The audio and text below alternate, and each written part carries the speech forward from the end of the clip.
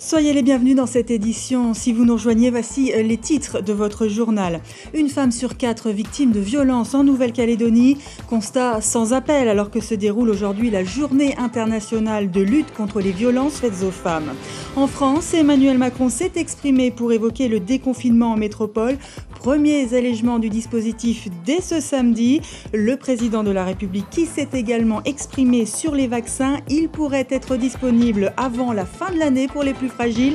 Qu'en est-il en Calédonie ? Nous ferons le point avec Thierry Rigoureux.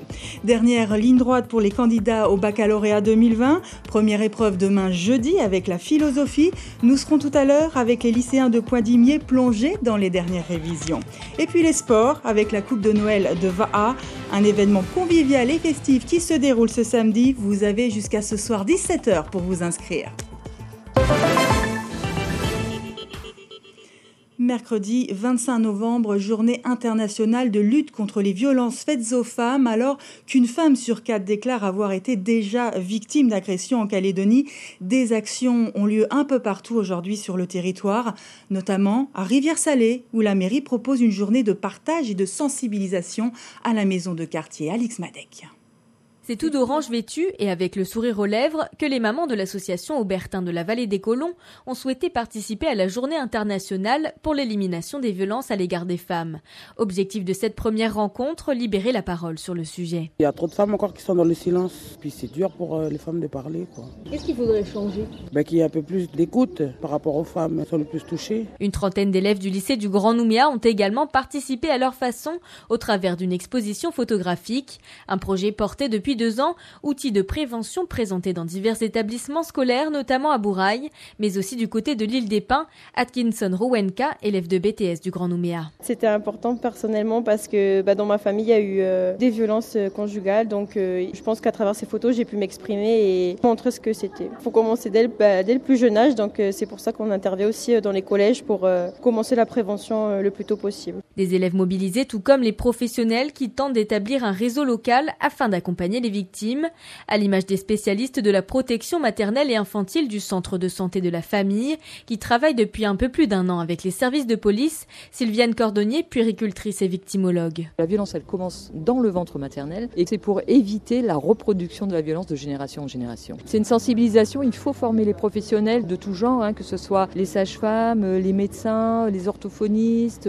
les diététiciennes, parce qu'en fait, il y a des troubles des développements, il y a des troubles somatiques. Sur le territoire, une femme sur 8 de moins de 15 ans aurait déjà subi une agression sexuelle. Une libération de la parole nécessaire car sur le Caillou, les victimes de violences conjugales ne sont encore que 16% à déposer plainte.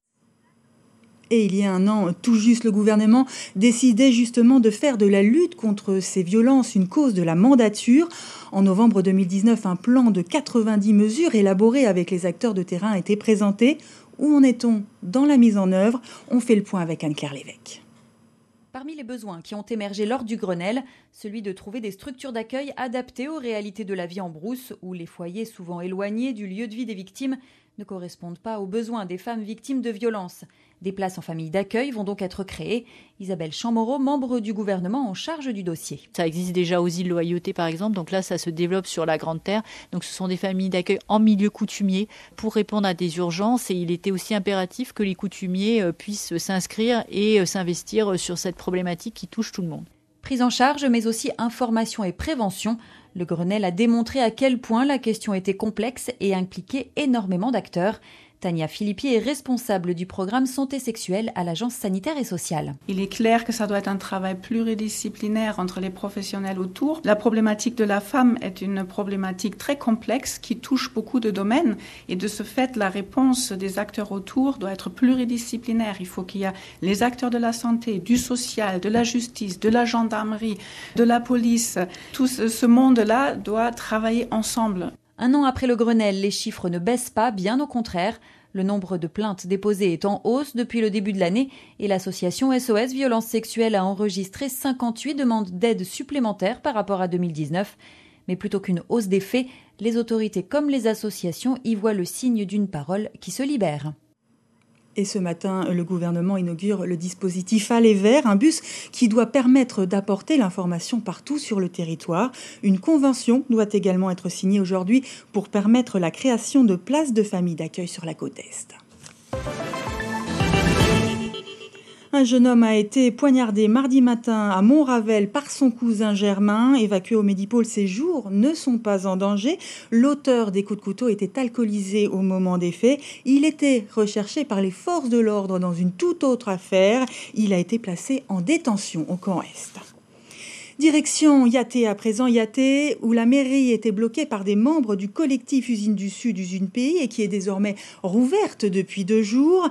La commune, vous le savez, est en première ligne dans le bras de fer qui oppose le collectif Hélican à Valais dans le dossier de la cession de l'Usine du Sud. La mine alimentant l'usine se trouvant justement à Yaté. Stéphanie Chenet, vous êtes sur place. La priorité pour la municipalité reste de gérer le quotidien des habitants.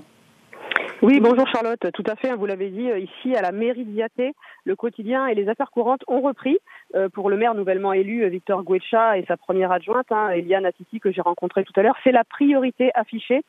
Pour rappel, lorsque le maire est arrivé lundi matin à la mairie à 7h, il est tombé sur une 50aine de personnes, un blocage du collectif de Yaté notamment. Il raconte qu'il s'était forcé à ce moment-là de trouver une solution plus vite pour débloquer les services, même s'il rappelle que la mairie n'a pas de poids directement quant à la décision finale qui sera prise dans ce dossier.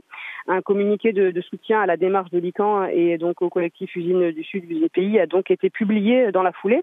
À quelques jours de l'échéance, pour l'exécutif, il s'agit vraiment de penser à la suite aussi, à la fête des écoles par exemple, au grand marché de Noël le 19 décembre, parce que d'après le maire, le quotidien n'est pas facile depuis plusieurs semaines pour les gens de Yaté.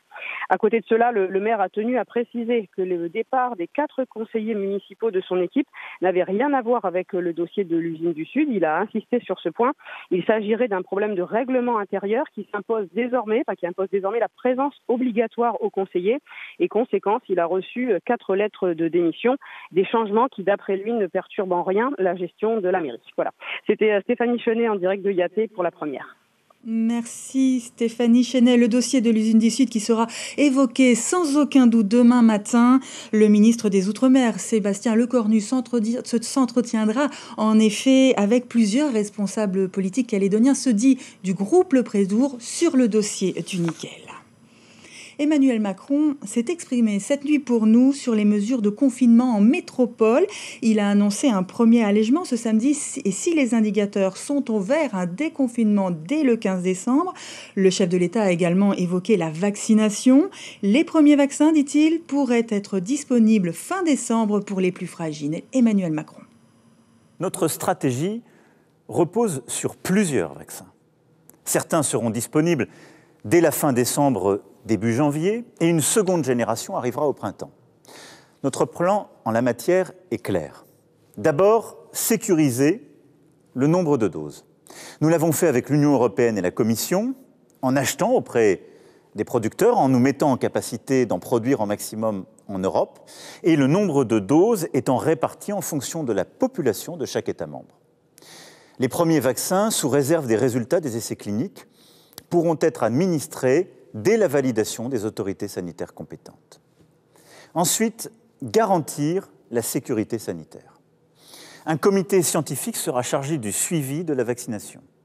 Un collectif de citoyens sera aussi mis en place pour associer plus largement la population. Et je tiens à ce que celle-ci se fasse dans un cadre totalement transparent. La vaccination doit se faire de manière claire, transparente, en partageant à chaque étape toutes les informations, ce que nous savons comme ce que nous ne savons pas.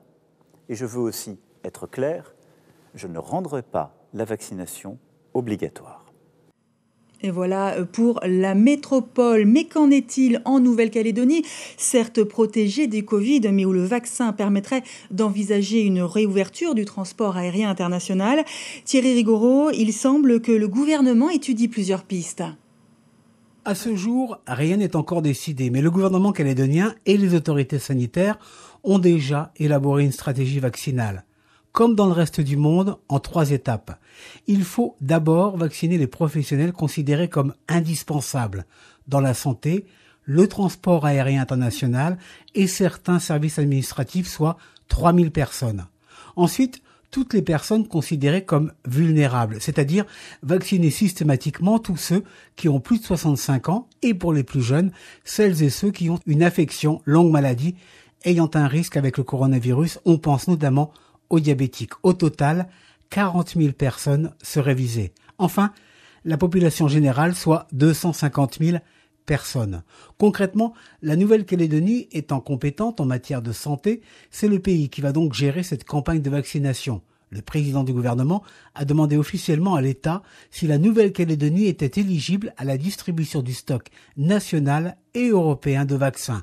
Pas encore de réponse. Et en parallèle, car il y a urgence pour ne pas pénaliser trop longtemps l'activité économique du pays, les autorités sanitaires attendent de recevoir les résultats des différents laboratoires pour éventuellement commander directement des stocks de vaccins. Enfin, le vaccin sera-t-il gratuit et obligatoire pour les Calédoniens ? Ce sera au gouvernement de la Nouvelle-Calédonie de décider. J-1 avant la première épreuve du baccalauréat et dernier jour de révision pour les candidats.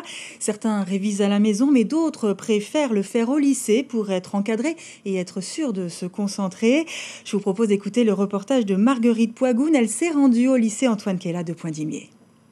Après le déjeuner, des lycéens prennent une pause à l'ombre devant l'établissement. Ils discutent, certains laissent échapper un éclat de rire et lorsque la cloche sonne, ils s'avancent tous vers l'enceinte du lycée pour rejoindre leur salle de classe respective.